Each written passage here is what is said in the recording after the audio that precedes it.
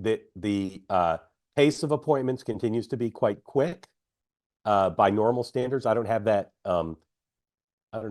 down in hard numbers, but just my based on my recollection. And the policy formation continues to be very big. Now we've seen, with the exception of the Pentagon secretary, we've seen a lot of the national security team named. The economic team remains largely unnamed. Head of the National Economic Council, head of commerce, head of treasury, those all remain unfilled. And there's, in MAGA world, a desire to make sure that those positions don't go to establishment types.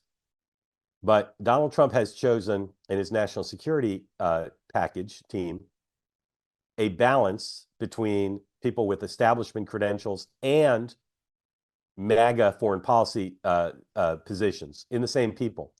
In other words, it's not one of each, like a Noah's Ark thing. It's really people like Marco Rubio, previously more establishment, now more MAGA in their foreign policy positions.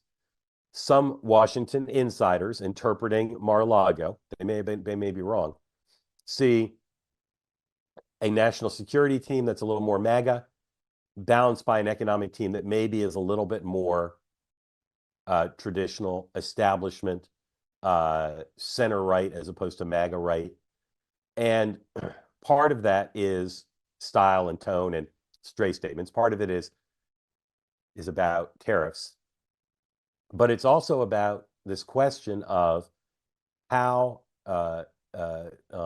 fundamental will the changes sought be in the balance of power between Congress and the White House, in changing the nature of the federal government. The indications we're getting: abolish the Department of Education, really big overhaul of the UN, big overhaul of the Pentagon. If you look at all the Republican presidents since Reagan, including Reagan, Bush 1, Bush 2, were never going to be bulldozers of the establishment. They just weren't. Bush 43 looked for some change, no doubt, but he was not a bulldozer against the establishment. Reagan talked that way, but he had a Democratic-controlled House and sometimes some of the time a Democratic-controlled Senate, and did not really follow through on this rhetoric of fundamental change. Trump 1 did some things along those lines, but really, if you kind of tally it up, and of course COVID intervened, but if you tally it up, there wasn't a ton of fundamental change. There was changes in the tax code, changes in energy policy, changes in regulation, but not a fundamental remaking of what people in MAGA land would call deep state, of the culture, of the liberal culture, moving vast numbers of federal employees out of Washington.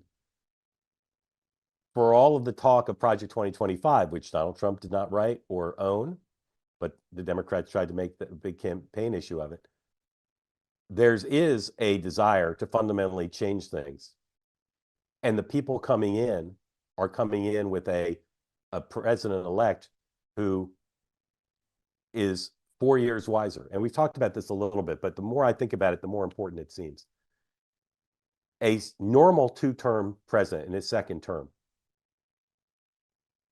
is exhausted, and his staff is exhausted because they're 5 years in, and they are wiser, but they don't have the momentum of coming out of typically a more dominating re-election.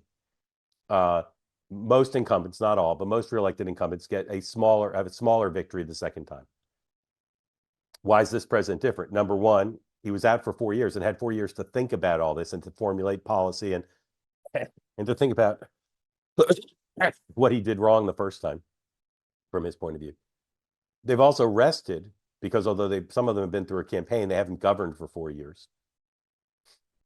And he won, he won the popular vote this time. He didn't last time. So arguably, he's got a greater mandate than he did the first time.